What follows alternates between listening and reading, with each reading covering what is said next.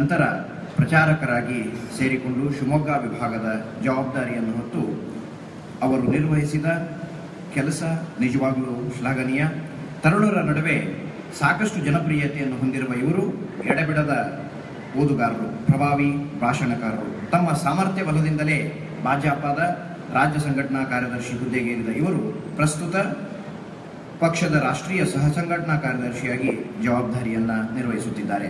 ಭಾರತದ ಅಂತಾರಾಷ್ಟ್ರೀಯ ಸಂಬಂಧಗಳ ಕುರಿತಂತೆ ಅಪಾರ ಜ್ಞಾನವನ್ನು ಹೊಂದಿರುವ ಇವರು ಈ 2.5 ವರ್ಷಕ್ಕೆ ಮೊದಲು ಯುವ ಬ್ರಿಗೇಡ್ನ ಚಾಲನಾ ಸಮಾರಂಭಕ್ಕೆ ಕೂಡ ಆಗಮಿಸಿ ಎಲ್ಲ ತರುಣರನ್ನ ಮಾರ್ಗದರ್ಶಿಸಿದವರು. ಇವರು ಇವತ್ತಿನ ಈ 3ನೇ ಗೋಷ್ಠಿಯಲ್ಲಿ ಸೋದರಿ ನಿವೇದಿತಾ ಸ್ವಾತಂತ್ರ್ಯದ ಕುರಿತಂತೆ ಅವರು ಮಾಡಿದ ಕೆಲಸಕ್ಕೆ ಇವರು ಧನಿಯಾಗಲಿದ್ದಾರೆ. ದಯಮಾಡಿ ಅವರು ವೇದಿಕೆಗೆ ಆಗಮಿಸಬೇಕು ಅಂತ ವಿನಂತಿ.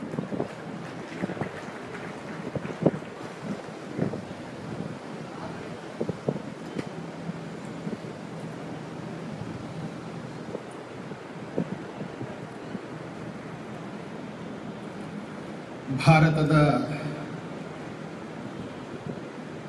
ಜ್ಞಾನ ಸೂರ್ಯನನ್ನು ತನ್ನಲ್ಲಿ ಆವಾಹಿಸಿಕೊಂಡು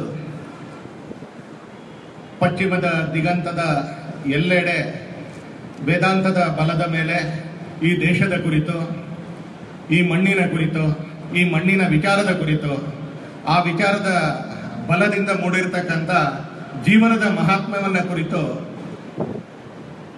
ದಶ ದಿಕ್ಕುಗಳಲ್ಲಿ ವಿಚಾರವನ್ನು ಹರಡಿದ ಸ್ವಾಮಿ ವಿವೇಕಾನಂದರ ಪ್ರಭಾವಕ್ಕೆ ಒಳಗಾದ ಪಶ್ಚಿಮದ ಹೆಣ್ಣುಮಗಳೊಬ್ಬಳು, ಪೂರ್ವದ ಚೇತನದ ಪ್ರಭಾವಕ್ಕೆ ಒಳಗಾದ ಪಶ್ಚಿಮದ ಹೆಣ್ಣುಮಗಳೊಬ್ಬಳು ಭಾರತಕ್ಕೆ ತನ್ನನ್ನು ಸಮರ್ಪಿಸಿಕೊಂಡಿರ್ತಕ್ಕಂಥ ರೀತಿಯ ಕುರಿತು, ಭಾರತದ ವಿಚಾರವನ್ನ ತನ್ನದೇ ವಿಚಾರ ಅನ್ನುವಂತಹ ರೀತಿಯಲ್ಲಿ ಅಳವಡಿಸಿಕೊಂಡಿರುವ ಪರಿಯನ್ನ ಕುರಿತು, ತನ್ನ ವಿಚಾರದ ಬಲದ ಮೇಲೆ, ತನ್ನ ತೇಜಸ್ಸಿನ ಬಲದ ಮೇಲೆ ಬಡಿದೆಬ್ಬಿಸಿ ಸ್ವಾತಂತ್ರ್ಯ ಸಂಗ್ರಾಮಕ್ಕೆ ಅವರೆಲ್ಲರನ್ನ ಪ್ರೇರೇಪಿಸಿದ್ದರ ಕುರಿತು ಇವತ್ತು ನಿಮ್ಮ ಎದುರಿಗೆ 4 ಶಬ್ದಗಳನ್ನ, 4 ಮಾತುಗಳನ್ನ, 4 ವಿಚಾರಗಳನ್ನ ಆಡ್ಲಿಕ್ಕೆ ನನಗೆ ಅವಕಾಶ ಮಾಡಿಕೊಟ್ಟಿರ್ತಕ್ಕಂಥ ಸ್ವಾಮಿ ವಿವೇಕಾನಂದ ಅಕ್ಕ ನಿವೇದಿತಾ ಸಮ್ಮೇಳನದ ಪ್ರೇರಕರಿಗೆ, ಆಯೋಜಕರಿಗೆ ನನ್ನ ಕೃತಜ್ಞತೆಗಳನ್ನ ಸಮರ್ಪಿಸ್ತಾ, ಈ ವೇದಿಕೆಯ ಎದುರಿಗೆ ಕೂತಿರ್ತಕ್ಕಂಥ ಎಲ್ಲ ಪೂಜ್ಯ ಸ್ವಾಮೀಜಿಗಳೇ, ವೇದಿಕೆಯಲ್ಲಿ ಈಗ ತಾನೇ ಸ್ವಾತಂತ್ರ್ಯದ ಕಿಡಿ ಸ್ವಾಮಿ ವಿವೇಕಾನಂದರ ಕುರಿತು ತನ್ನ ಮಾತುಗಳ ಮುಖಾಂತರ ಅವರ ಪ್ರಭಾವವನ್ನ, ಅವರ ಕಾರ್ಯವನ್ನ ಕಟ್ಟಿಕೊಟ್ಟಿರ್ತಕ್ಕಂಥ ಸನ್ಮಾನ್ಯ ಶ್ರೀ ಬಿ ನಾಗರಾಜ್ ಅವರೇ, ಕಾರ್ಯಕ್ರಮದಲ್ಲಿ ಉಪಸ್ಥಿತರಿರ್ತಕ್ಕಂಥ ಎಲ್ಲ ಆದರಣೀಯ ಹಿರಿಯರೇ, ಶ್ರದ್ಧೆಯ ಮಾತಾ ಭಗಿನಿಯರೇ, ಆತ್ಮೀಯ ಸಹೋದರ ಸಹೋದರಿಯರೇ, ಸೋದರಿ ನಿವೇದಿತಾ ಕುರಿತು ಮಾತಾಡಬೇಕು ಅಂತ ಹೇಳಿ ಹೊರಟಾಗ ಕೂಡಲೇ ನನ್ನ ಮನಸ್ಸಿನಲ್ಲಿ ಹೊಳೆದಿದ್ದು ಸ್ವಾತಂತ್ರ್ಯದ ಸಂದರ್ಭದಲ್ಲಿ ಕನ್ನಡದ ಒಬ್ಬ ಕವಿ ಸಾಲಿ ರಾಮಚಂದ್ರ ರಾಯರು ಅವರು ಬರೆದಿರ್ತಕ್ಕಂಥ ಕವನದ ಒಂದು ನುಡಿ. ಆ ನುಡಿಯಲ್ಲಿ ಸ್ವಾಮಿ ಸಾಲಿ ರಾಮಚಂದ್ರ ರಾಯರು ದೇಶಕ್ಕೆ ದೇಶಭಕ್ತ ತನ್ನನ್ನು ಅರ್ಪಿಸಿಕೊಳ್ತಕ್ಕಂಥ ರೀತಿಯನ್ನ ಕುರಿತು ತುಂಬಾ ಸುಂದರವಾಗಿ, ಆದರೆ ಕಠೋರವಾಗಿ ಅದರಲ್ಲಿ ವರ್ಣಿಸ್ತಾರೆ. ಕೇಳಲಿಕ್ಕೆ ಇಂಪಾಗಿದ್ರು ಕೂಡ ಅದರ ಹಿಂದೆ ಇರ್ತಕ್ಕಂಥ ಭಾವ ಮತ್ತು ಅದರ ಹಿಂದೆ ಇರ್ತಕ್ಕಂಥ ಜೀವನ ಅತ್ಯಂತ ಕಠೋರವಾಗಿರ್ತಕ್ಕಂಥದ್ದು, ಕಲ್ಪನೆ ಅತ್ಯಂತ ಕಠೋರವಾಗಿರ್ತಕ್ಕಂಥದ್ದು. ಸಾಲಿ ರಾಮಚಂದ್ರ ಹೇಳ್ತಾರೆ, ಇರಲೆನಗೆ ಕರಕನ್ನ ಉಣ್ಣಲು, ಬರಿಯ ನೆಲವಿರಲೆನಗೆ ಮಲಗಲು, ಹರಕು ಬಟ್ಟೆಗಳೆನ್ನ ಮೈಯನ್ನು ಮುಚ್ಚಲಿರಲೆನಗೆ ಅಂತ. ಬರೀಲಿಕ್ಕೆ ಸುಲಭ, ಆದ್ರೆ ಸಾಲಿ ರಾಮಚಂದ್ರ ರಾಯರ ಜೀವನವನ್ನು ನೋಡಿದವರಿಗೆ ಆ ಕಾಲದ ಸ್ವಾತಂತ್ರ್ಯದ ಹೋರಾಟವನ್ನು ನಡೆಸ್ತಾ ಇದ್ದಂತ ಅನೇಕ ಸಹಸ್ರ ವ್ಯಕ್ತಿಗಳನ್ನ ನೋಡಿದಾಗ ಅವರೆಲ್ಲರ ಜೀವನಕ್ಕೆ ಹಿಡಿದಿರ್ತಕ್ಕಂಥ ಕೈಗನ್ನಡಿ ಅಂತ ಅನ್ಸುತ್ತೆ ನಮ್ಗೆ ಆ ನುಡಿ. ರಾಮಚಂದ್ರ ಹೇಳ್ತಾರೆ, ಇರಲೆನಗೆ ಕರಕನ್ನ ಉಣ್ಣಲು, ಬರಿಯಲೆ ನೆಲವಿರಲೆನಗೆ ಮಲಗಲು, ಹರಕು ಬಟ್ಟೆಗಳೆನ್ನ ಮೈಯನ್ನು ಮುಚ್ಚಲಿರಲೆನಗೆ. ಮುಂದುವರ್ತಾರೆ ಅವರು, ಮುರುಕು ಗುಡಿಸಲು. ಒಂದೊಂದನ್ನ ಯೋಚನೆ ಮಾಡಿ ಒಂದ್ಸಲಿ. ಕರಕನ್ನ, ಬರಿಯ ನೆಲ, ಹರಕು ಬಟ್ಟೆ, ಮುರುಕು ಗುಡಿ, ಹೀಗೆ ಮುರುಕು ಮನೆ, ಹೀಗೆ ಹೇಳ್ತಾ ಹೋಗ್ತಾರೆ ಸಾಲಿಚ ರಾಮಚಂದ್ರ ಅದನ್ನ ಹೇಳ್ತಾ, ಇದನ್ನೆಲ್ಲ ಹೇಳ್ತಾ ಅವರು ಅಂತಿಮವಾಗಿ ಮುಂದುವರೆಸ್ತಾರೆ. ಅಂತಹ ಭರತ ಭೂಮಿಯೊಳಗಿರುವುದೇ ನನಗೊಂದು ಅತ್ಯಂತ ಸಂತೋಷದ ಸಂಗತಿ ಅಂತ. ಶಬ್ದ ಶಬ್ದಕ್ಕೂ ಕೂಡ ಅರ್ಥವನ್ನ ತಂದುಕೊಟ್ಟಿರ್ತಕ್ಕಂಥ ಯಾವುದಾದ್ರೂ ಒಂದು ಚೇತನ ಇದ್ರೆ ಅದು ಸೋದರಿ ನಿವೇದಿತಾ. ಪಶ್ಚಿಮದಲ್ಲಿ ಹುಟ್ಟಿ ತನ್ನ ಸಂಸ್ಕೃತಿಯನ್ನ, ತನ್ನ ಪೋಷಕರನ್ನ, ತನ್ನ ನೆಲವನ್ನ, ತಾನು ಹುಟ್ಟಿ ಬೆಳೆದ ಪರಿಸರವನ್ನ, ತನ್ನ ಸಂಸ್ಕಾರವನ್ನ, ಅಲ್ಲಿ ಪಡೆದ ನಂಬಿಕೆಗಳನ್ನ, ಅಲ್ಲಿ ಆಚರಿಸ್ತಾ ಇದ್ದಂತ ಮತ ಸಂಪ್ರದಾಯವನ್ನ, ಅಲ್ಲಿ ಪಡ್ಕೊಂಡಿದ್ದಂತ ನಂಬಿಕೆಗಳನ್ನ ಸ್ವಾಮಿ ವಿವೇಕಾನಂದರ ಪ್ರಭಾವಕ್ಕೆ ಒಳಗಾಗಿ ಅವೆಲ್ಲವನ್ನ ತ್ಯಜಿಸಿ ಭಾರತವನ್ನ ತನ್ನದಾಗಿಸಿಕೊಳ್ಳಲಿಕ್ಕೆ ಕಣ್ಣು ಮುಚ್ಚಿಕೊಂಡು ಸೋದರಿ ನಿವೇದಿತಾ ಭಾರತಕ್ಕೆ ಬರ್ತಾರೆ. ಹೈಸ್ಕೂಲ್ ಮುಗಿಸಿ ಕಾಲೇಜಿಗೆ ಯಾವುದಾದ್ರೂ ಹಾಸ್ಟೆಲ್ ಸೇರ್ಕೋಬೇಕು ಅಂತ ಹೇಳಿದ್ರೆ ಆ ಕಡೆ ಉತ್ತರ ಕರ್ನಾಟಕದಿಂದ ಇಲ್ಲಿಯ ಮೂಡುಬಿದ್ರೆಗೋ ಮಂಗಳೂರಿಗೆ ಬಂದಂತ ವಿದ್ಯಾರ್ಥಿಗಳು ಅನ್ನ ತಿನ್ನಕ್ಕಾಗೋದಿಲ್ಲ, ರೊಟ್ಟಿ ತಿಂತಾ ಇದ್ದಿದ್ದ ಜೀವನ ಅಂತ ರೊಟ್ಟಿಯನ್ನ ಸ್ಮರಣೆ ಮಾಡ್ಕೊಳ್ತಕ್ಕಂಥ ಸ್ವಭಾವ ನಮ್ದು. ಅಥವಾ ಇಲ್ಲಿಂದ ಬೆಂಗಳೂರಿಗೆ ಹೋದ್ರೆ ಕುಟ್ಲಕ್ಕಿ ಗಂಜಿ ಸಿಗೋದಿಲ್ಲ, ಬೆಳತಿಗೆ ಅಕ್ಕಿ ಅನ್ನ ಹೇಗೆ ತಿನ್ನೋದು ಅಂತ 16 ದಿನ ಪೇಚಾಡ್ಕೊಳ್ತಕ್ಕಂಥ ಮನುಷ್ಯ ಸ್ವಭಾವದ ನಡುವೆ ಸೋದರಿ ನಿವೇದಿತಾ ತಾನು ಹುಟ್ಟಿರ್ತಕ್ಕಂಥ ಐರ್ಲೆಂಡ್ ಮಾತ್ರ ಅಲ್ಲ, ಅಲ್ಲಿಯ ಎಲ್ಲವನ್ನು ಹುಟ್ಟಿದಾಗಿನಿಂದ 1867ರಲ್ಲಿ ಹುಟ್ಟಿದಾಗಿನಿಂದ 1898ರಲ್ಲಿ ಭಾರತಕ್ಕೆ ಪ್ರವೇಶ ಮಾಡುವವರೆಗೆ ಆ ಹೆಚ್ಚು ಕಡಿಮೆ 31 ವರ್ಷಗಳ ಕಾಲ ತಾನು ಪಡ್ಕೊಂಡಿದ್ದಂತ ಎಲ್ಲವನ್ನ ತ್ಯಾಗ ಮಾಡಿ ಸ್ವಾಮಿ ವಿವೇಕಾನಂದರ ವಿಚಾರಕ್ಕೆ ಮನತೋತು ಭಾರತಕ್ಕೆ ಹೆಜ್ಜೆ ಇಡ್ತಾಳೆ ಸೋದರಿ ನಿವೇದಿತಾ. ಹೆಜ್ಜೆ ಇಟ್ಟಾಗ ಮಾರ್ಗರೆಟ್ ನೋಬೆಲ್, ಆದ್ರೆ ವಿವೇಕಾನಂದರಿಂದ ದೀಕ್ಷೆಯನ್ನು ಪಡ್ಕೊಂಡು ಭಾರತದ ಸೇವೆಗೋಸ್ಕರ, ಭಾರತದ ವಿಚಾರಕ್ಕೋಸ್ಕರ, ಭಾರತದ ಸ್ವಾತಂತ್ರ್ಯಕ್ಕೋಸ್ಕರ ಅಂತಿಮವಾಗಿ ತನ್ನನ್ನು ಸಮರ್ಪಣೆ ಮಾಡಿಕೊಂಡಂತ ನಿವೇದಿತಾ ಅಕ್ಷರಶಃ ಆ ನಿವೇದಿತಾ ಶಬ್ದದ ಒಂದೊಂದು ಅಕ್ಷರಕ್ಕೂ ಕೂಡ ಜೀವಂತವಾಗಿರ್ತಕ್ಕಂಥ ಉದಾಹರಣೆ ಆದ್ದು ಅಂತ ಹೇಳಿದ್ರೆ ಯಾವ ಕಾರಣಕ್ಕೂ ಅತಿಶಯೋಕ್ತಿ ಅಲ್ಲ ಅಂತ ಅನ್ಸುತ್ತೆ. ಯಾವ ಕಾರಣಕ್ಕೂ ಕೂಡ ಅತಿಶಯೋಕ್ತಿ ಅಲ್ಲ. ಹುಟ್ಟಿದೊಂದು ಮತದಲ್ಲಿ, ಆದ್ರೆ ಆ ಮತದಲ್ಲಿ ಅನುಭವಕ್ಕಿಂತ ನಂಬಿಕೆ ಪ್ರಧಾನ ಅಂತ ಅನ್ನಿಸಿದಾಗ ನಿವೇದಿತಾಗ ಅನ್ಸುತ್ತೆ, ಮಾರ್ಗರೆಟ್ ನೋಬೆಲ್ಗೆ ಅನ್ಸುತ್ತೆ ನಂಬಿಕೆಗಿಂತ ಅನುಭವ ದೊಡ್ಡದು. ಎಲ್ಲಿ ಅನುಭವ ಸಿಗೋದಿಲ್ವೋ ಆ ಅನುಭವ ಕೇವಲ ನಂಬಿಕೆ ಆಧಾರದ ಮೇಲೆ ಮಾತ್ರ ಸಮಾಧಾನ ಮಾಡ್ಕೊಳ್ಳಿಕ್ಕೆ ಆಗೋದಿಲ್ಲ. ಎಲ್ಲಿ ಪ್ರಶ್ನಿಸುವ ಸ್ವಾತಂತ್ರ್ಯ ಇಲ್ವೋ, ಎಲ್ಲಿ ಸ್ವತಂತ್ರವಾಗಿರ್ತಕ್ಕಂಥ ವಿಚಾರ ಮಾಡಲಿಕ್ಕೆ ಅವಕಾಶ ಇಲ್ವೋ ಅದನ್ನ ಆಕೆಗೆ ಸಹಿಸಿಕೊಳ್ಳಲಿಕ್ಕೆ ಸಾಧ್ಯ ಇಲ್ಲ. ಬೌದ್ಧ ಮತದ ಅಧ್ಯಯನಕ್ಕೆ ತಿರುಗ್ತಾರೆ. ಬೌದ್ಧ ಮತದ ಅಧ್ಯಯನವನ್ನ ಮಾಡ್ತಾ ಮಾಡ್ತಾ ಮಾಡ್ತಾ ಮಾಡ್ತಾ ನಂಬಿಕೆ ಮೂಡ್ತಾ ಇರುವಾಗ ಸ್ವಾಮಿ ವಿವೇಕಾನಂದರ ಪರಿಚಯ ಆಗುತ್ತೆ. ಮಾತುಗಳನ್ನ ಕೂಡ ಕೇಳ್ತಾರೆ. ವಿವೇಕಾನಂದರು ಆಕೆಯ ಎದುರಿಗೆ ಆಕೆ ಉಪಸ್ಥಿತಲಿದ್ದಂತ ಸಭೆಯಲ್ಲಿ ವಿವೇಕಾನಂದರು ಒಂದು ಬಾರಿ ಆ ಭಾಷಣದಲ್ಲಿ ತನ್ನ ಮಾತುಗಳನ್ನ ಹೇಳ್ತಾರೆ. ಜಗತ್ತಿನ ಅತ್ಯಂತ ಶ್ರೇಷ್ಠ ಪುರುಷರು ಜಗತ್ತಿನ ಕಲ್ಯಾಣಕ್ಕಾಗಿ ಬಲಿದಾನ ಮಾಡಬೇಕಾಗಿರ್ತಕ್ಕಂಥ ಸಮಯ ಇದು ಅಂತ ಹೇಳ್ತಾರೆ. ವಿವೇಕಾನಂದರ ಮಾತುಗಳೇ ಹಾಗೆ, ಮೆಲ್ಲಿಗೆ ಪುನುಗು ಬೆಕ್ಕಿಗೆ ಅನೇಕ ಸರಿ ಸವರ್ತಾರಲ್ಲ, ಆ ತರ ಅಲ್ವೇ ಅಲ್ಲ ಅವ್ರ ಮಾತುಗಳು. ಆಗ ಹೇಳಿದ್ರು ವೀನಾಗರಾಜರು, if you want freedom I can get you tomorrow. ಆಮೇಲೆ ಬನ್ನಿ, ನಾಳೆ ನೋಡೋಣ, ಮೀಟಿಂಗ್ ಮಾಡೋಣ, ಬೇರೆಯವ್ರ ಹತ್ರ ಮಾತಾಡಿ ಹೇಳ್ತೀನಿ. ಇದು ಯಾವುದು ವಿವೇಕಾನಂದರ ಸ್ವಭಾವದಲ್ಲೇ ಇಲ್ಲ. ಹೇಳಿದ್ರೆ ಅವರು ಅದನ್ನ ರಿಪೀಟ್ ಮಾಡ್ತಾ ಇದ್ದೀನಿ, ನಾನು ಪುನರಾವರ್ತಿಸ್ತಾ ಇದ್ದೀನಿ. If you want independence I can get you tomorrow, but where are the men who can digest it. ಈ ರೀತಿ. ಹಾಗಾಗಿ ಅವರೊಬ್ಬ ಸಿಡಿಲ ಸನ್ಯಾಸಿ. ಅದೇ ತರದ ಸಿಡಿಲ ಮಾತುಗಳನ್ನ ಸೋದರಿ ನಿವೇದಿತಾ ಲಂಡನ್ ನಲ್ಲಿ ಕೇಳ್ತಾಳೆ. ಆಕೆ ಜಗತ್ತಿನ ಶ್ರೇಷ್ಠ ವ್ಯಕ್ತಿಗಳು ಜಗತ್ತಿನ ಕಲ್ಯಾಣಕ್ಕೋಸ್ಕರ ಪ್ರಾಣಾರ್ಪಣೆ, ಬಲಿದಾನ ಮಾಡ್ಲಿಕ್ಕೋಸ್ಕರ ತಯಾರಾಗಬೇಕಾಗಿರ್ತಕ್ಕಂಥ ಕಾಲ ಇದು ಅಂತ ಹೇಳ್ತಾರೆ. ಬನ್ನಿ, ಸೇವೆ ಮಾಡಿ, ಸ್ವಲ್ಪ ಬದುಕಿ, ಒಂದ್ ಸ್ವಲ್ಪ ಸಮಯ ಕೊಡಿ, ಆತರ ಅಲ್ಲ. ಪ್ರಾಣಾರ್ಪಣೆ ಮಾಡಬೇಕಾಗಿರ್ತಕ್ಕಂಥ, ಬಲಿದಾನ ಮಾಡಬೇಕಾಗಿರ್ತಕ್ಕಂಥ ಕ್ಷಣಗಳಿವು. ಆ ಮಾತುಗಳನ್ನ ಕೇಳಿಕೊಂಡು ಭಾರತಕ್ಕೆ ಬಂದ ಹೆಣ್ಮಗಳಾಕೆ ಮೋಕ್ಷವನ್ನ ಅರಸ್ತಾ, ತನ್ನ ಸ್ವಂತದ ಯಾವುದೋ ಒಂದು ಸಾಧನೆಯನ್ನು ಮಾಡ್ತಾ, ಅದಕ್ಕೋಸ್ಕರ ಆಧ್ಯಾತ್ಮವನ್ನ ಮೆಟ್ಟಿಲಾಗಿಸ್ಕೊಳ್ಬೇಕು ಅನ್ನುವಂತ ಏಕೈಕ ಉದ್ದೇಶದಿಂದ ಬಂದಿರತಕ್ಕಂಥ ಹೆಣ್ಮಗಳಲ್ಲ ಆಕೆ.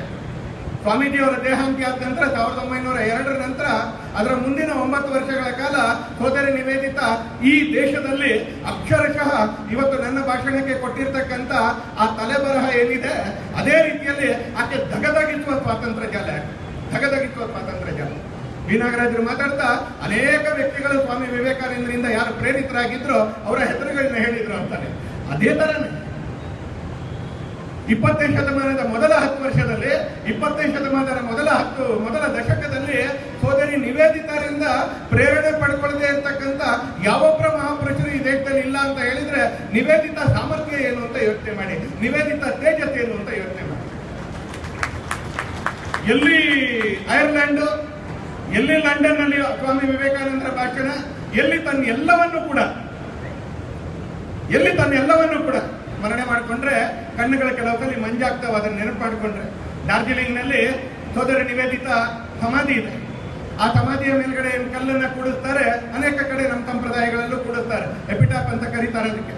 ಅದರ ಮೇಲೆ ಸೋದರಿ ನಿವೇದಿತಾ ಸಮಾಧಿಯ ಕಲ್ಲಿನ ಮೇಲೆ ಬರೆದಿದ್ದಾರೆ, ಅನೇಕ ಕಡೆ ಬರೀತಾರೆ.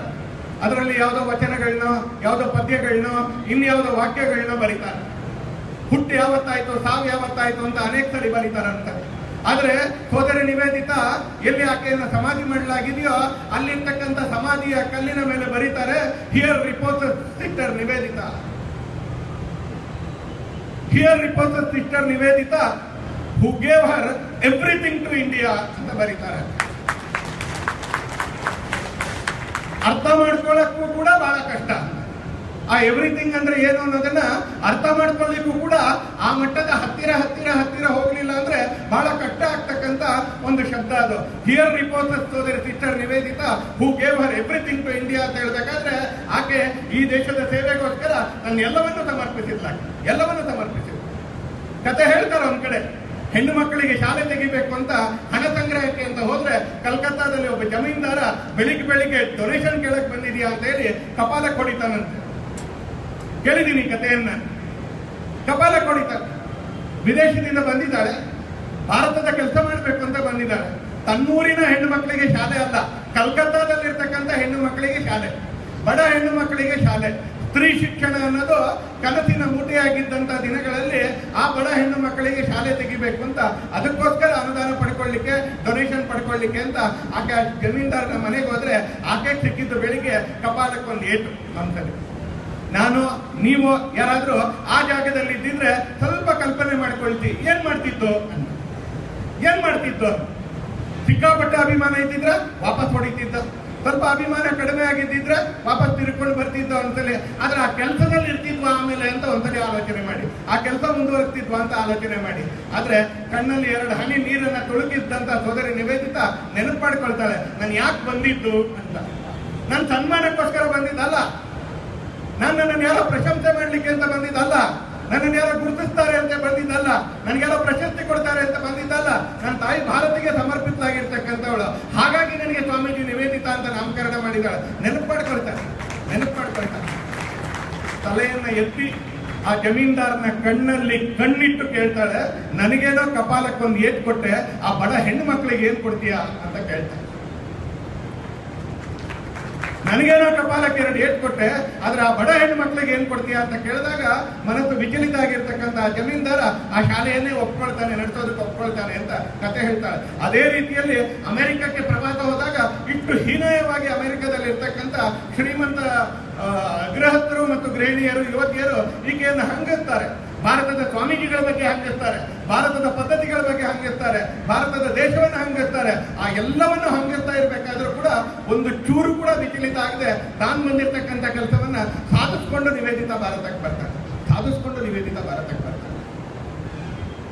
ಸ್ವಾಮೀಜಿಗಳ ಮಾತನ್ನ ಕೇಳ್ತಾ ಕೇಳ್ತಾ ಕೇಳ್ತಾ ಕೇಳ್ತಾ ನಿವೇದಿತಾಗೆ, ಸೋದರಿ ನಿವೇದಿತಾಗೆ ನಿಧಾನಕ್ಕೆ ಅನ್ನಿಸ್ಲಿಕ್ಕೆ ಆರಂಭ ಆಗುತ್ತೆ. ಭರತ ಖಂಡಕ್ಕೆ ಭಾರತ ದೇಶಕ್ಕೆ ಸೌಭಾಗ್ಯ ಅನ್ನೋದು ಪ್ರಾಪ್ತಿ ಆಗ್ಬೇಕು ಅಂದ್ರೆ ಭಾರತ ಸ್ವತಂತ್ರ ಆಗ್ಲೇಬೇಕು. ಹಾಗಾಗಿ ಆಕೆ ಸ್ವಾತಂತ್ರ್ಯದ ಯಜ್ಞದಲ್ಲೇ, ಸ್ವಾತಂತ್ರ್ಯದ ಅಗ್ನಿಕುಂಡದಲ್ಲೇ ತನ್ನನ್ನು ತಾನು ಸಮರ್ಪಿಸ್ಕೊಳ್ಬೇಕು ಅಂತೇಳಿ ಆಕೆ ನಿಶ್ಚಯ ಮಾಡ್ತಾಳೆ. ತನ್ನ ಆ ರಾಜಕೀಯ ಓಡಾಟ ಇವತ್ತಿನ ರಾಜಕೀಯ ಅಲ್ಲ, ಅವತ್ತು ಸ್ವಾತಂತ್ರ್ಯ ಸಂಗ್ರಾಮದ ರಾಜಕೀಯ. ಆ ರಾಜಕೀಯ ಓಡಾಟದಿಂದ ರಾಮಕೃಷ್ಣ ಮಿಷನ್ ಆರ್ಡರ್ಗೆ, ಅಲ್ಲಿರುವಂತಹ ಸನ್ಯಾಸಿ ಸಂತ ಪರಂಪರೆಗೆ, ಅದರ ನೀತಿ ನಿಯಮಗಳಿಗೆ ಭಂಗ ಆಗ್ಬೋದು, ಅದರಿಂದ ತೊಂದರೆ ಆಗ್ಬೋದು ಅಂತ ಸವಿನಯವಾಗಿ ಪತ್ರ ಬರ್ಕೊಟ್ಟು ಆ ಆರ್ಡರ್ ಇಂದ ಹೊರಗೆ ಬರ್ತಾಳೆ. ಆದ್ರೆ ಒಂದೇ ಒಂದು ನಿಯಮಕ್ಕೂ ಕೂಡ ಆಕೆ ಅದಕ್ಕೆ ದೂರದಲ್ಲಿ ನಿಲ್ಲೋದಿಲ್ಲ. ಎಲ್ಲ ನಿಯಮಗಳನ್ನ ಪಾಲಿಸ್ತಾ ಆ ಆರ್ಡರ್ ನಲ್ಲಿ, ಅಂದ್ರೆ ರಾಮಕೃಷ್ಣ ಮಿಷನ್ ಆರ್ಡರ್ ನಲ್ಲಿ ತನ್ನಿಂದಾಗಿ ಯಾವುದೇ ಗೊಂದಲಗಳ ಸೃಷ್ಟಿಯಾಗಬಾರ್ದು ಅನ್ನೋ ಕಾರಣಕ್ಕೆ ಹೊರಗೆ ಬರ್ತಾಳೆ. ಬಂದ ನಂತರ ಈ ದೇಶದಲ್ಲಿ ಆಕೆ ಹಚ್ಚಿದ್ದು ಸ್ವಾತಂತ್ರ್ಯದ ಕಿಡಿಯನ್ನ ಧಗಿಸ್ತಕ್ಕಂಥ ಜ್ವಾಲೆಯನ್ನ ಆಕೆ ಬೆಳಕಿದ್ದು. ರವೀಂದ್ರನಾಥ್ ಠಾಗೋರ್ ಆಕೆ ಸ್ಮರಣೆ ಮಾಡಿಕೊಳ್ತಾರೆ. ದಕ್ಷಿಣದಲ್ಲಿರ್ತಕ್ಕಂಥ ಸುಬ್ರಹ್ಮಣ್ಯ ಭಾರತಿ ಕವಿ, ನಾವು ಕೇಳಿರ್ಲಿಕ್ಕಿಲ್ಲ, ಅನೇಕರು ದಕ್ಷಿಣ ಭಾರತದಲ್ಲಿ ಇರ್ತಕ್ಕಂಥವರು. ಆ ಸುಬ್ರಹ್ಮಣ್ಯ ಭಾರತಿಯವರು ತನ್ನ 2 ಗೀತ ಸಂಕಲನಗಳನ್ನ ಆಕೆಗೋಸ್ಕರ ಅರ್ಪಿಸ್ತಾರೆ. ಅವಳ ಪ್ರೇರಣೆಯಿಂದ ನಾನು ರಾಷ್ಟ್ರೀಯವಾದಿ ಆದೆ, ಅವಳ ಪ್ರೇರಣೆಯಿಂದ ನಾನು ರಾಷ್ಟ್ರವಾದಿ ಆದೆ ಅಂತ 2 ಗೀತ ಸಂಕಲನಗಳನ್ನ ಸುಬ್ರಹ್ಮಣ್ಯ ಭಾರತಿ ಆಕೆಗೋಸ್ಕರ ಸಮರ್ಪಿಸ್ತಾರೆ.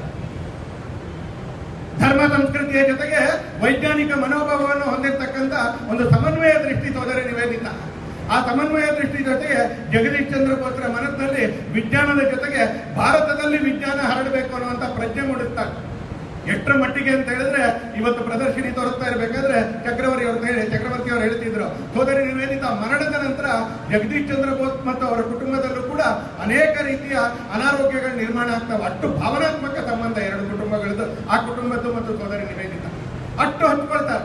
ಕೇವಲ ವಿಜ್ಞಾನ ಅಲ್ಲ, ಭಾರತದಲ್ಲಿ ವಿಜ್ಞಾನ ಅಂತಕ್ಕಂಥ ನಂಬಿಕೆಯನ್ನ ಜಗದೀಶ್ ಚಂದ್ರ ಬೋಸ್ರಲ್ಲಿ ಮೂಡಿಸಿ ಭಾರತದ ಯುವಕರಲ್ಲಿ ಯುವತಿಯರಲ್ಲಿ ವಿಜ್ಞಾನದ ಕುರಿತ ಅರಿವನ್ನ, ವಿಜ್ಞಾನದ ಕುರಿತು ಬೆಳಕನ್ನು ಹರಡಬೇಕು ಅಂತ ಪ್ರೇರಣೆ ಕೊಡ್ತಾರೆ. ಇವತ್ತು ನಮ್ಮ ಎದುರುಗಡೆ ಒಂದು ಸಂಕೇತ ಇದೆ, ವಜ್ರ ಇರ್ತಕ್ಕಂಥ ವಂದೇ ಮಾತರಂ ಅಂತ ಬರೆದಿರ್ತಕ್ಕಂಥ ರಾಷ್ಟ್ರಧ್ವಜವನ್ನ ಆಕೆ ರೂಪಿಸ್ತಾಳೆ, ಡಿಸೈನ್ ಮಾಡ್ತಾಳೆ, ರಾಷ್ಟ್ರಧ್ವಜವನ್ನ ರೂಪಿಸ್ತಾಳೆ. ಅದನ್ನ ಕಾಂಗ್ರೆಸ್ನ ಅಧಿವೇಶನದ ಪ್ರದರ್ಶನಿಗಳಲ್ಲಿ ಅದನ್ನ ಪ್ರದರ್ಶನಕ್ಕೋಸ್ಕರ ಇರ್ತಾಳೆ ಹೆಣ್ಮಗಳು ಅಂತಲೇ. ಯೋಚನೆ ಮಾಡಿ ಅಂತ ಆಕೆ ಮಾಡ್ತಾ ಇದ್ದಂತ ಚಟುವಟಿಕೆಗಳನ್ನ ಯೋಚನೆ ಮಾಡಿ ಅಂತ. ವಂದೇ ಮಾತರಂಗೆ 1905 ಭಂಗದ ಕುರಿತು ವಿ ನಾಗರಾಜ್ ಅವರು ಉಲ್ಲೇಖ ಮಾಡಿದ್ರು. ಅದೇ ಸಂದರ್ಭದಲ್ಲಿ ವಂದೇ ಮಾತರಂ ಮೇಲೆ ನಿಷೇಧ ಹೇರಿದಾಗ ತನ್ನ ಶಾಲೆಯಲ್ಲಿ ಆ ಗೂಢಚಾರರ ಎದುರುಗಡೆ ಪೊಲೀಸ್ ಅಧಿಕಾರಿಗಳ ಎಲೆಗೆ ನಿತ್ಯ ವಂದೇ ಮಾತರಂ ಘೋಷಣೆ ಬೇಕಾದ್ ಮಾಡ್ಕೊಳ್ಳಿ, ನಾನು ವಂದೇ ಮಾತರಂ ಮಾತ್ರ ಘೋಷಣೆ ಮಾಡ್ತಾಳೆ. ಈ ನಿಲುವಿನ ಜೊತೆಗೆ ತನ್ನ ಶಾಲೆಯ ಹೆಣ್ಣು ಮಕ್ಕಳ ಮಧ್ಯದಲ್ಲಿ ಪ್ರಶ್ನೆ ಹಾಕ್ತಾರೆ. ಶಾಲೆಯಲ್ಲಿ ಹೆಣ್ಮಕ್ಳಿಗೆ ಪ್ರಶ್ನೆ ಒಮ್ಮೆ, ಯಾರು ಜಗತ್ತಿನ ಅತ್ಯಂತ ದೊಡ್ಡ ರಾಣಿ ಯಾರು ಅಂತ. ಮಕ್ಕಳೇನು ಏನ್ ಕಾಣುತ್ತಾ ಇರ್ತೋ ಅದು ಹೇಳ್ತಾರೆ ಅಂತ. ಮಕ್ಕಳು ಹೇಳ್ತಾರೆ ರಾಣಿ ಎಲಿಜಬೆತ್ ಅಂತ ಹೇಳ್ತಾರೆ. ನಖಶಿಖ ಅಂತ ಸಿಟ್ಟು ಬರುತ್ತೆ ಆಕೆಗೆ. ನಖಶಿಖ ಮಕ್ಕಳೆದುರುಗಡೆ ಇರ್ತಾರೆ ಅಂತ ಮರ್ತೋಗ್ಬಿಡುತ್ತ ಅಂತ. ಸೀತೆ ಅಂತ ಅವ್ರ ಬಾಯಲ್ಲಿ ಹೇಳ್ತುವವರಿಗೆ, ಕತೆ ಹೇಳುವವರಿಗೆ ಆಕೆಗೆ ಸಮಾಧಾನನೇ ಆಗೋದಿಲ್ಲ.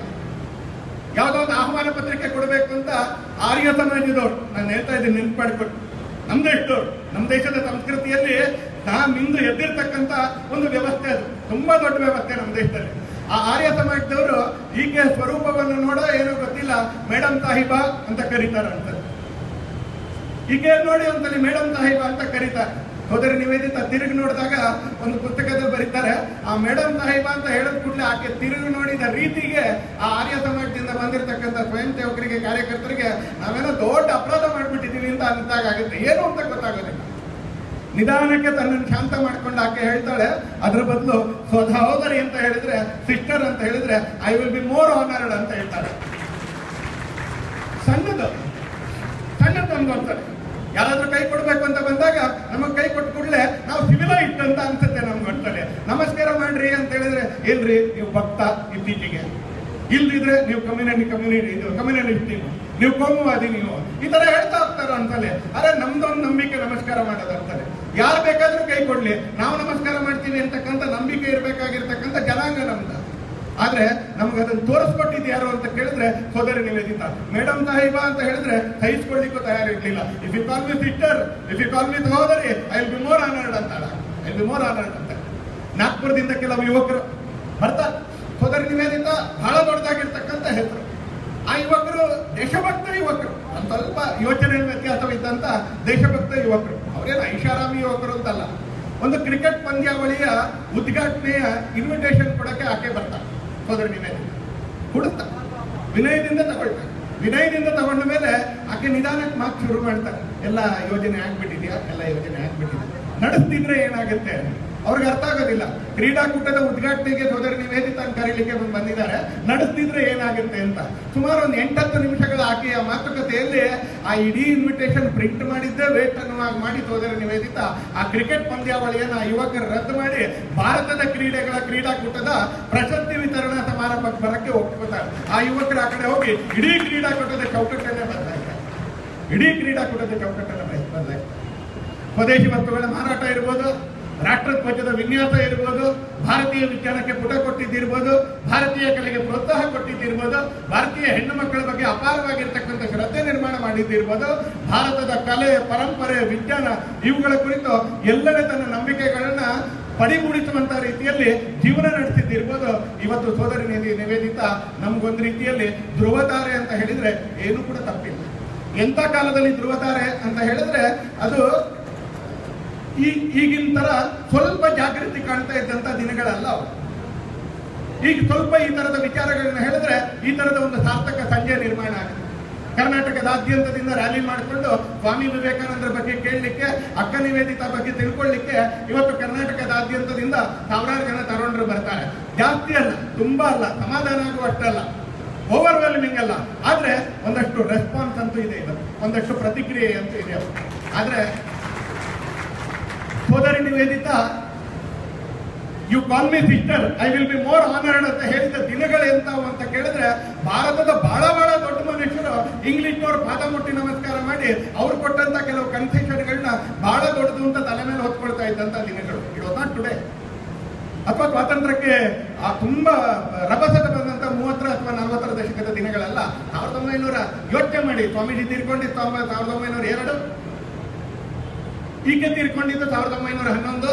ಆ ಮಧ್ಯದಲ್ಲಿ ಇರ್ತಕ್ಕಂಥ 9 ವರ್ಷಗಳ ಕಾಲ ಅತ್ಯಂತ ನಿಸ್ತೇಜವಾಗಿರ್ತಕ್ಕಂಥ ರಾಷ್ಟ್ರದ ಪರಿಸ್ಥಿತಿ, ಅತ್ಯಂತ ನಿಸ್ತೇಜವಾಗಿರ್ತಕ್ಕಂಥ ರಾಷ್ಟ್ರದ ಪರಿಸ್ಥಿತಿ. ಆ ಸಂದರ್ಭದಲ್ಲಿ ಅರವಿಂದ ಘೋಷರ ಜೊತೆ ಮಾತಾಡಿ ಕ್ರಾಂತಿಕಾರಿ ಚಳುವಳಿಗೆ ಪುಟ ಕೊಡುವಂತ ಕೆಲಸ ಮಾಡ್ತಾರೆ.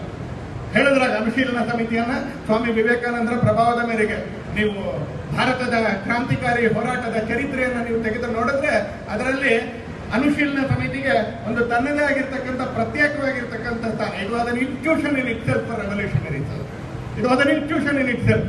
ಆ ಅನುಶೀಲನ ಸಮಿತಿಗೆ ಸಹಾಯ ಮಾಡಿದ್ ಮಾತ್ರ ಅಲ್ಲ, ಅದಕ್ಕೆ ವ್ಯಕ್ತಿಗಳನ್ನ ಸೇರ್ಪಡೆ ಮಾಡೋದ್ರಲ್ಲಿ ಆ ಅನುಶೀಲನ ಸಮಿತಿ ಸತತವಾಗಿ 7-8 ವರ್ಷಗಳ ಕಾಲ ಈ ದೇಶದ ಕ್ರಾಂತಿಕಾರಿಗಳಿಗೆ ಬೇಕಿದ್ದಂತ ಎಲ್ಲ ನೈತಿಕ ಮಾರ್ಗದರ್ಶನ ಮತ್ತು ಸಹಕಾರ ಕೊಡೋದ್ರಲ್ಲಿ ಸೋದರಿ ನಿವೇದಿತಾದು ಪ್ರಚಂಡವಾಗಿರ್ತಕ್ಕಂಥ ಪಾತ್ರ.